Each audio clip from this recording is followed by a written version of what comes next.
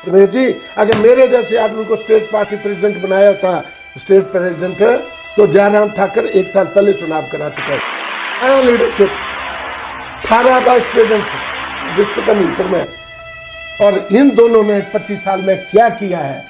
एक जो है वो धूमल साहब के राइट आदमी थे, बलदेव जी, उसने क्या किया, झंडी मिली, फ्लैग मिला, व्हाट ही हैज डन। आपने कभी पूछा नहीं मुझसे, भावना में बहने वाला आदमी हूं, मैं स्पष्ट आदमी हूं, मैं दिखावा करने वाला आदमी नहीं हूं, गुंडा आदमी नहीं हूं, मुझे राम राम बगल में छुरी मैं नहीं हूं। नमस्कार, एक बार फिर से बहुत बहुत स्वागत आप सभी लोगों का जीवन उत्साह न्यूज पर। और जैसा कि मैंने आपको पहले कहा था कि मैं मनजीत सिंह डोगरा जी का आपके बीच में एक साक्षात्कार लाऊंगा जिसमें 2 पार्ट होंगे। पहला पार्ट आपने देखा जहां पर मनजीत सिंह डोगरा ने अपनी व्यथा बताई, भावनाएं उनकी सामने छलक कर आ गई, और आज के इस कार्यक्रम में हम फिर एक बार उनको लेकर चलेंगे उसी विषय के साथ में जो बाजार में उनके लिए अटकलें आ रही हैं, जो कहीं ना कहीं अफवाहें फैली हुई हैं कि वो आम आदमी पार्टी में जा सकते हैं, वो विधायक का चुनाव लड़ सकते हैं। क्या सच्चाई है इसके पीछे? बड़ा जबरदस्त ये साक्षात्कार रहेगा। और क्योंकि ये मनजीत सिंह डोगरा जी को आज इस कार्यक्रम में हम बुलाएंगे, उस कार्यक्रम से पहले हम ये रिकॉर्ड कर रहे हैं, उनके सामने अभी स्टूडियो में कोई भी नहीं बैठा हुआ है, उनसे आज हम वो सवाल करेंगे, वो चर्चाएं करेंगे जो आज तक किसी ने उनसे नहीं की हैं, और ना ही आज तक किसी तरह से किसी व्यक्ति ने इस तरह की बातों को उनके सामने रखा है। तो चलिए, जीवन उत्साह न्यूज में आज मनजीत सिंह डोगरा जी से फिर आपकी मुलाकात कराएंगे और दिखाएंगे उस जबरदस्त इंटरव्यू को आपके बीच में। तो चलिए बात कराते हैं उनसे आपकी। मैं बीपत सिंह के प्रति लॉयल्टी थी मेरी, आज मैं किसको बताऊं? लेकिन मैं एक मिनट में मैं किसको बताऊं कि किसके साथ रोना रो? मैं साहब सिंह वर्मा भारतीय जनता पार्टी के चीफ मिनिस्टर रहे, दिल्ली के नेशनल लीडर रहे, सेंट्रल मिनिस्टर रहे। उन्होंने मुझे एक बार नहीं कहा, 10 बार कहा मुझे कि तू ज्वाइन कर बीजेपी। मैंने उनकी बात नहीं मानी, बीइंग जाटो मुझे कहते रहे, मैंने उनकी बात नहीं मानी। लेकिन मेरे साथ जो हुआ वो 12 से लेकर अभी तक क्या हो रहा है, या मैंने खिलाफत की होती, मुझे निकाल दिया होता। एक गांव मैं दावे से लिख कर देता हूं, ब्लड से लिख कर देता हूं आपको, कि यहां के विधायक एक आदमी खरीद करके खड़ा कर रहे हैं कि मनजीत सिंह डोगरा ने मुझे फलानी तारीख को टेलीफोन किया और यह कहा कि कांग्रेस को वोट नहीं डालना है या दूसरे को वोट डालना है। लेकिन मेरे साथ क्या हुआ आप देख रहे हैं। तो मेरे पास ऑप्शन है, अगर मैं उस ऑप्शन को अडॉप्ट करता हूं। आप पार्टी ने बहुत अच्छा प्रदर्शन किया पंजाब में जी, ये कांग्रेस की नालायकी की वजह से हुआ। कांग्रेस को एस्टेब्लिश करने का एक मौका मिला था, दोबारा रीस्टैब्लिश होने के लिए दोबारा पंजाब में मौका मिला था, जो उन्होंने अपने आप खो दिया। वहां के जो करता धरते थे, जो वहां के प्रभारी थे, पहले हरीश जी थे, अब दूसरे कोई और थे, तीसरे कोई और थे, इन सब लोगों ने मिसगाइड किया पार्टी हाईकमांड को। और उसकी वजह यह हुई कि एक ऐसा इंप्रेशन चला गया कि 3 महीने पहले आप अपने लीडर को बदल रहे हैं, तो इसका मतलब है कि इलेक्शन से पहले आप 3 महीने लीडर को बदल रहे हैं। तो इसका मैंने क्या है, इसका मतलब है कि your organization is not in position to contest the election with this leader. वो इंप्रेशन चला गया, वो गलत गया। वो 3 महीने के लिए कंबल डाल कर रख देते। 50 गलतियां थी कैप्टन अमरिंदर सिंह में, उनको ढक करके रख देते। इलेक्शन के बाद जो है उसके ऊपर एक्शन ले लेते। तो कहीं ना कहीं आप भावनात्मक भी हो गए हैं इस बात में बोलते हुए, इसमें कोई शक नहीं है, आप इमोशनली बहुत जुड़े हुए हैं। क्या आप अब ये मानते हैं, शॉर्ट में मैं इस बात को समझूंगा, कि क्या आप मानते हैं कि कांग्रेस के वजूद में कहीं ना कहीं लीडरशिप की कमी आ गई? नो डाउट, इसमें क्या शक है। फिर हमारे डिस्ट्रिक्ट प्रेसिडेंट है, क्या है वो, व्हाट इज ही? भारतीय बीसीसी का वाइस प्रेसिडेंट रहा, ढाबे में खाना खाते थे हमारे क्रिकेट प्लेयर जी, बीसीसी वाइस प्रेसिडेंट। डींगे मारते हैं नाम, ये बात बोलने की नहीं है। नेशनल लेवल के ऊपर क्या बात हुई है? नो डाउट राहुल गांधी बहुत अच्छा लीडर है, बहुत अच्छा लीडर है, दबंग लीडर है वो। लेकिन उसको एक नैरेटिव क्रिएट कर दिया, एक पप्पू बना दिया उसको। भारतीय जनता पार्टी की साजिश की वजह से वो पप्पू बना, लेकिन वो पप्पू नहीं है, वो दबंग लीडर है। पूरे हिंदुस्तान की राजनीति में, कांग्रेस की राजनीति में वो सबसे दबंग लीडर है। वो स्पष्ट आदमी है, जो उसके मुंह में आता है वो बोलता है, और कभी निडर है, किसी से घबराता नहीं है। लेकिन जो उसके चाटुकार चारों तरफ है, उन्होंने बेड़ा गर्क किया। मेरा सवाल यहाँ ये है कि क्या डोगरा जी को बड़सर से अगर आम आदमी पार्टी अप्रोच कर ले और उन्हें कहे कि आपको यह विधायक का चुनाव लड़ना है, तो मनजीत सिंह डोगरा का क्या रिएक्शन होगा? देखिए रमेश जी, अभी तक हमारे से किसी ने अगर हो जाए तो नहीं, अगर होती है तो मेरे पास क्या ऑप्शन है? जाएंगे बिल्कुल नहीं।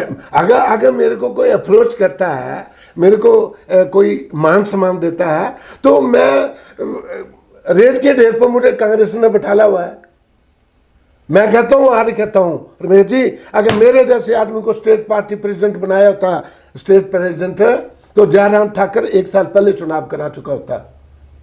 मैं आज बोल रहा हूँ, कांग्रेस की वर्किंग इतनी कमजोर है यहाँ पर। कहाँ leadership? 18 vice president, 18 vice president district Hamirpur में जी। डिस्ट्रिक्ट ये मेरा मामू है, ये तेरा चाचू है, ऐसे बनाई हुई है कांग्रेस, ये मैं पॉकेट में डालने वाली। तो क्या भविष्य में अब कांग्रेस का विकल्प लोग आम आदमी पार्टी में देखने लगे हैं? इसमें कोई शक है? Entire Congress merge into AAP party in Punjab ji. Entire almost 90% Congress merged into our party. That's why Kejriwal take majority. इतनी मेजोरिटी उनको, इतनी थंपिंग मेजोरिटी हिस्ट्री में आज तक नहीं मिली। डोगरा साहब, हिमाचल प्रदेश में मुख्यमंत्री जयराम ठाकुर जी ने एक स्टेटमेंट दिया कि आम आदमी पार्टी हिमाचल में आएगी तो पहाड़ पर चढ़कर हाँफ जाएगी। इस पे क्या टिप्पणी आप? देखिए रमेश जी, वो मुख्यमंत्री हैं, वो कुछ भी बोले हैं, उन्होंने अपनी पार्टी की प्रोटेक्शन करनी है और अपनी सीट को इलेक्शन तक कायम रखना है जी। कहीं ऐसा ना हो कि सीट छिन जाए उत्तराखंड की तरह 3 महीने में, 2 महीने में जी। वो इसलिए वो बोल रहे हैं, धरातल के बीच में उनको पता नहीं है।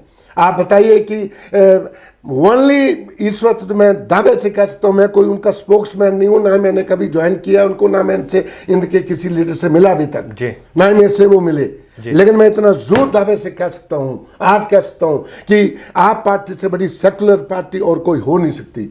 90% जो लोग हैं, आप बताओ बीजेपी की क्या पोजीशन है? क्या हिंदू नहीं है वहां पर जी? क्या वहां पर मजहबी नहीं है? क्या शेड्यूल कास्ट नहीं है? क्या ओबीसी नहीं है? क्या जट सिख नहीं है? Everybody voted irrespective of caste politics. सब के सब जो है एक छत्र चले गए। तो इसका मतलब है कि Kejriwal has done something in Delhi, और उसने, उस नौजवान ने दिल्ली में, जहां पर प्रधानमंत्री ने, अमित शाह ने, जो षड्यंत्र उसके खिलाफ 24 घंटे 4-4 स्पोक्समैन बैठते हैं उसके खिलाफ, और वो केजरीवाल के खिलाफ बार बार हर चीज को उसको डैमेज करते हैं, उसके बावजूद वो 3 बार मैंडेट लेकर चले गया। तो और हाईली एजुकेटेड पीपल जो है दिल्ली में रहते हैं, हिमाचल से ज्यादा पढ़े लिखे लोग दिल्ली में रहते हैं। पंजाब सबसे रिच है जी। पंजाब का तो रमेश जी, मैं जाट हूं, बिल्कुल, I am Jat why caste, go in Punjab. एक डिस्ट्रिक्ट जो है, आप लुधियाना डिस्ट्रिक्ट का ही ले लो, जितनी रिच वेल्थ जो है, लुधियाना मिनी मस्कट कहते हैं उसको, बिल्कुल कहते हैं, बिल्कुल कहते हैं। हिमाचल तो उसके सामने कुछ भी नहीं है। अगर वो पंजाब को, बड़े स्टेट को विन कर सकता है, तो Himachal is a very small state और एडजॉइनिंग स्टेट है ये पंजाब का। इसके ऊपर जो है इसकी तपस जो है, इसका जो है इफेक्ट जो है, आप पार्टी का जोर हिमाचल की पॉलिटिक्स के ऊपर पड़ेगा, मुख्यमंत्री चाहे जो मर्जी बोलते हैं। अंत में एक और सवाल पे लेकर चलूंगा, और बहुत ही इंपॉर्टेंट सवाल है अब, क्योंकि आपकी जो ये चर्चा हुई है, इस चर्चा में बहुत सारे प्रश्न भी निकल कर आएंगे, वो भविष्य में बात करते रहेंगे। हालांकि आप अभी आम आदमी पार्टी को सपोर्ट नहीं करें, अभी आपने कांग्रेस को छोड़ा नहीं है, लेकिन हिमाचल प्रदेश के कई लोगों का ये मानना होता है, अब वो चाहे वो बीजेपी माइंडेड हो, कांग्रेस माइंडेड हो, किसी और माइंडेड हो, मुझे इससे मतलब नहीं है, उनका ये कहना है कि केजरीवाल जो है वो राष्ट्रवादी व्यक्ति नहीं है, वो हिंदुत्व की बात नहीं करता है, तो ये इस तरह की जो बातें आती हैं, इस पे कैसे आप देखिए रमेश जी, ये बहुत लंबा टॉपिक है। I am at present I am nothing, मैं कुछ भी नहीं हूँ। और किसी पार्टी के बारे में इतने बड़े, जिस एक ही बात आप, वो लोग इस पॉइंट को वो लोग बोलते हैं जो किसी पर्टिकुलर पार्टी के नहीं, भारतीय जनता पार्टी के नहीं, वो केवल शाह साहब के और मोदी साहब के सपोर्टर हैं। वो केवल शाह साहब के, जो हमारे माननीय गृह मंत्री हैं, उनके और माननीय प्रधानमंत्री जी के पर्सनल व्यक्तिगत सपोर्टर हैं, वो इस बात को बोलते हैं। अदरवाइज मैं हिंदू हूं, क्या मैं देशद्रोही हूं? क्या आप हिंदू हैं, पंडित हैं आप, क्या आप राष्ट्रवादी नहीं है? जी बिल्कुल। ये it is just divide and rule. हमारी एक पार्टी ऐसी देश में आई है जिसने देश को तहस नहस कर दिया है। कास्ट लाइन, कास्ट लाइन में भी कास्ट लाइन, शेड्यूल कास्ट के बहुत सारी कैटेगरी हैं। ये मेरे साथ, आइए आपके साथ, दिस इज द फंडा जो गोइंग ऑन। डोगरा साहब, बहुत लंबी आज आपने बड़ी अच्छी चर्चा की है, और मुझे तभी मैं आपको बार बार कोशिश करता हूं बुलाने का, क्योंकि आपका जो तजुर्बा है, आपने जो अब तक सीखा है, वो समाज को तो आपने दिया ही है, लेकिन हाँ ये बात अलग है कि वो जितना पहुंचना चाहिए था उतना नहीं पहुंचा। व्यक्तिगत रूप से मैं इस बात को समझ रहा हूं। आपसे एक गिला है मेरा। जी बताइए। रमेश जी, एक गिला है जी। आप मुझे बुलाते हैं, मैं आ जाता हूँ जी। आप मेरे पास भी आते जी। हैं, बाहर भी चले जाते हैं, कई बार मेरा आपने इंटरव्यू लिए हैं। एक गिला है मेरा आपसे जी। मैंने कई बार आपसे कहा कि मैंने जो काम किए हैं, बट से मैंने माइलस्टोन मैंने फिट किए हैं जी, वो मेरे 25 साल के साथ तजर्बा मेरा उसके साथ तुलना करो। किसी दिन बैठो, मैंने जो दफ्तर लाया हूं यहाँ पर, उनको बताइए पब्लिक को कि मनजीत सिंह ने क्या किया है और इन दोनों ने 25 साल में क्या किया है। एक जो है वो धूमल साहब के राइट आदमी थे, बलदेव जी, वो 3 बार एमएलए रहे, और धूमल साहब के चीफ मिनिस्टर डिस्ट्रिक्ट का हमीरपुर से चीफ मिनिस्टर रहे। धूमल साहब तो पूरे हिमाचल के हैं, लेकिन हमारे जिले से हैं, और उनका राइट, उनका देना बाजू जो था वो बलदेव शर्मा रहा। उसने क्या किया, वीरभद्र सिंह जी के मुझे काट करके, मेरे जैसे वफादार आदमी को साइड लाइन करके, मैनिपुलेशन से कास्ट लाइन के ऊपर मेरे को साइड लाइन करके आगे झंडी मिली, फ्लैग मिला। व्हाट ही हैज डन, आपने कभी पूछा नहीं मेरे से। नहीं, जल्दी पूछिए। ये मेरा गिला है, और आपके इस गिले को मैं दूर करूंगा। और इस इंटरव्यू के बाद में अब अगला इंटरव्यू आपका करेंगे उन्हीं बातों पे। नहीं, मैं मुझे लोग आप गुस्साल, आपने कहा कि आप भावना में बहने वाला आदमी हूं, मैं स्पष्ट आदमी हूं, मैं दिखावा करने वाला आदमी नहीं हूं, गुंडा आदमी नहीं हूं। मुंह से राम राम बगल में छुरी मैं नहीं हूं। जिसको बोलना है मुंह पर बोलना है। नहीं, आपने मुझे मैं अग्रेसिव हूं, लोगों के लिए हूं। अगर मैं अग्रेसिव नहीं होता तो 15 दफ्तर बक्से में नहीं आए होते। वीरभद्र सिंह से भी मैं ऐसे ही लड़ता था, और जब मैं जाता था तो वीरभद्र सिंह पहले सोचते थे कहीं मेरे से लड़ना पड़े। जो मेरा कैरेक्टर है, सही आदमी होगा उसका कैरेक्टर ऐसा ही होगा। जो मैं लड़ता हूं तो लोगों के लिए लड़ता हूं, देश के लिए जो आदमी सोचेगा। आप देखो बाबा बालकनाथ की हालत देखो जाकर के। मैंने ट्रस्ट बनाया था, पहला ट्रस्ट बाबा बालकनाथ, 350-400 आदमी मुलाजिम है। आप जाओ, उसकी क्या हालत है। इंफ्रास्ट्रक्चर तैयार करना पड़ता है, नौजवानों को रोजगार कैसे मिलेगा, ये चीज पैदा करना पड़ेगी। इस चीज का विजन प्रेजेंट गवर्नमेंट के पास बिल्कुल नहीं है। डोगरा साहब, मैं आपको जरूर बुलाऊंगा, और ये जो आपने चर्चा की, आपने मुझे कई बार बोला, लेकिन स्वाभाविक ऐसा नहीं हो पाया कि हम उस विषय पे चर्चा कर पाए। लेकिन अब क्योंकि आप एक सक्रिय राजनीति की तरफ बढ़ रहे हैं, तो अब मुझे लगता है कि ये कंपैरिजन करना बहुत जरूरी है। चाहे वो बलदेव शर्मा जी हो, चाहे वर्तमान में विधायक हो वो हो, या फिर कोई भी हो, एक सक्रिय चर्चा हम करेंगे, और जल्दी ही आपको इस विषय को लेकर बुलाएंगे और बड़सर की जनता को रूबरू कराएंगे। आप हमारे स्टूडियो में आ जाए, इस विषय पे आज आपने चर्चा की, इसके लिए आपका बहुत बहुत थैंक यू। तो दोस्तों, आज आपकी मुलाकात मैंने कराई पूर्व में विधायक रहे बड़सर के दिग्गज चेहरे, बड़सर के बड़े चेहरे, तजुर्बेकार व्यक्ति मनजीत सिंह डोगरा जी, और आज कुछ बीच में उनकी भावनाएं झलक गई और वो फीलिंग्स उनकी आ गई, क्योंकि व्यक्ति के अंदर जो नॉलेज है, व्यक्ति के अंदर जो एक चाहत है, अगर जब वो उस तरह से चीज़ें नहीं हो पाती हैं तो जाहिर सी बात है वो भावनाएं सामने निकल कर आ जाती हैं। लेकिन अब और मुद्दों के साथ में मैं आपको लेकर आऊँगा। बड़सर में विधायक मनजीत सिंह डोगरा जी जब थे क्या क्या आया, कितने ऑफिसेज जो आज आप देख रहे हैं वो सभी के सभी मनजीत सिंह डोगरा जी की देन बरसर को है। और इस तजुर्बेकार नेता का कितना अनुभव आपको भविष्य में मिल पाएगा, ये हम आपके बीच में लेकर चलेंगे। जैसे कि आजकल मैं सभी नेताओं को धीरे धीरे करके ला रहा हूं, जितना जितना समय लोग दे पा रहे हैं। जरूरी क्या है? क्षेत्र का विकास। मुद्दा केवल एक ही है, क्षेत्र का विकास कैसे हो और कौन करे। बने रहिए इसी तरह से। जीवन उत्साह न्यूज सबसे अलग, सबसे बेहतर, कुछ ऐसा हटके करने का प्रयास करता है जहां तक कोई दूर तक पहुंच नहीं पाएगा।